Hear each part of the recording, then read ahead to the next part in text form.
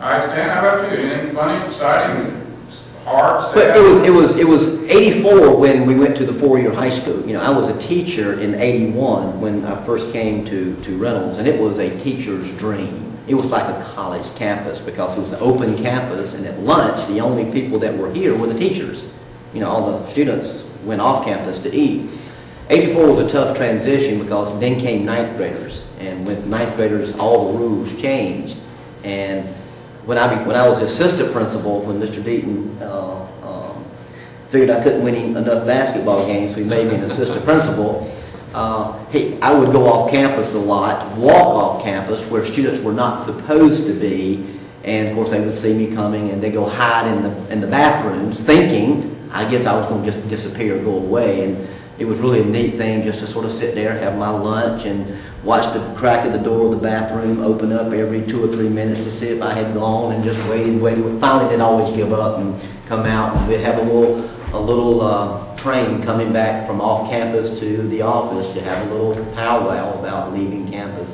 But that was probably, you have to enjoy the humorous part of our job. I mean, young people they haven't changed that much. They're much smarter than they've ever been, but they'll keep you young. They'll keep you amused, and I still enjoy being with them as much now as I did 36 years ago when I started.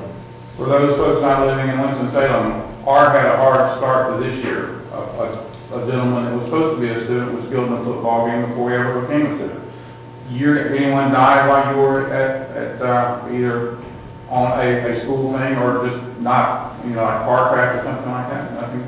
Yeah, that's the most difficult thing that any of us can ever go through. The way that Matt passed away. And Matt being Matt Gefeller. Yeah, I'm sorry. No the way Matt passed away was probably something that I've never experienced in that way, and I'm sure I can't imagine what Art and these young people in this community went through at that time.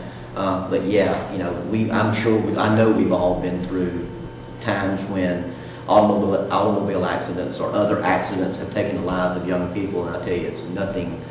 That's not the part of the job that you're prepared for, and it's not part of the job that you enjoy, because that's the most difficult times of our job. Yeah.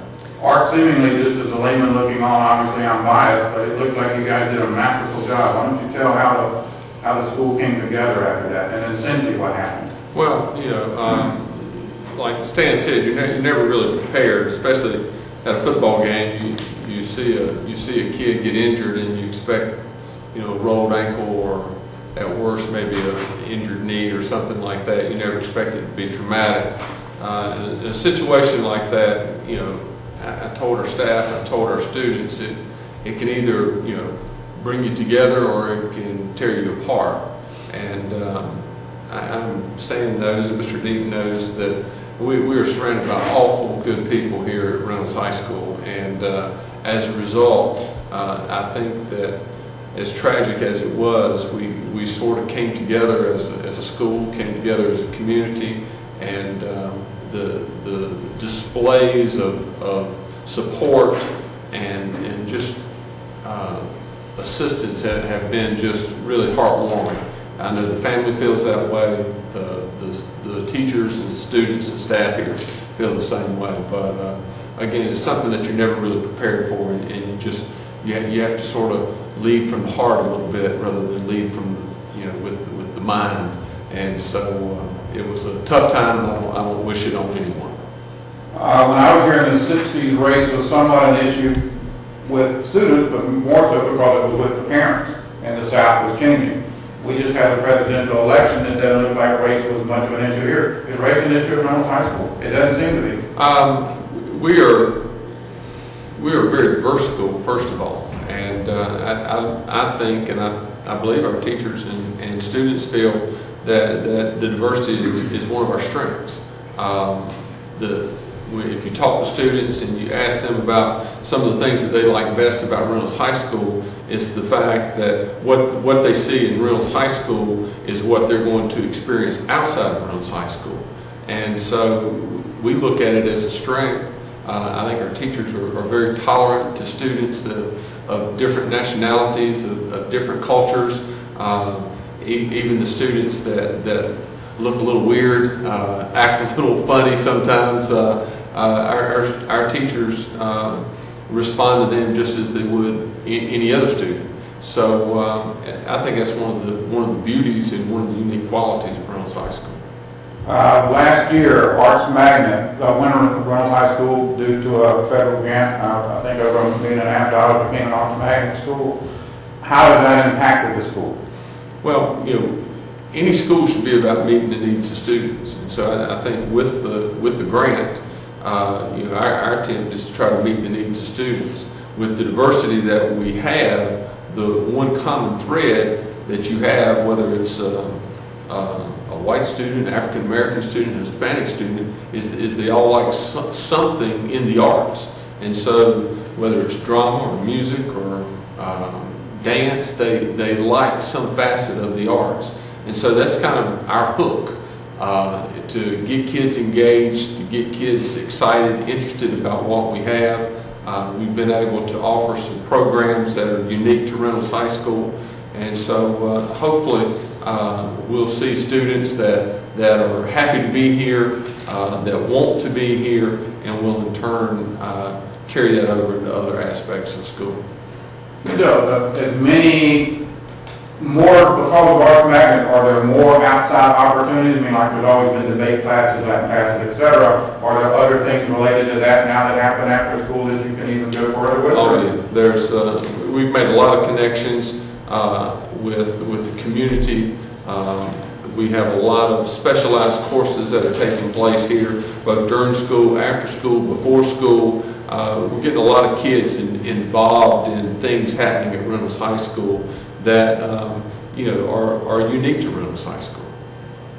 If for someone came to you and said, I can write you a check, what can you use it for? And money was not an option. What would you most want to have to help you educate students here? That's a good question. We don't deal with that. No, we don't get a chance to well, hopefully this will be seen by thousands of students all over the world. This is going to be seen hopefully by exchange students, some over in the Philippines that were at school with me, and we're going to look it up to the alumni website, www.rjralumni.org. So this is your opportunity to tell them, hey. Well, certainly we look at some facility needs that we have. If we're going to expand programs, then we need the facilities to support that. Right now we have a waiting list of students to get into Reynolds High School. So, we could, a new building, a new facility that would help us house some of the programs that we have. We're just about at capacity now with 1,700 students. I can't imagine how they were able to squeeze 2,000 students in here. I couldn't do it.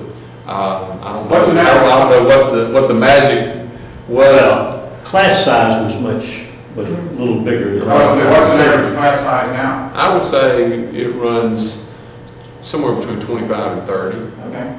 And that's average. I mean, we've got some classes where we have 32, 33 kids, and we've got some classes where you have 21 or 22. It balances out 25 to 30.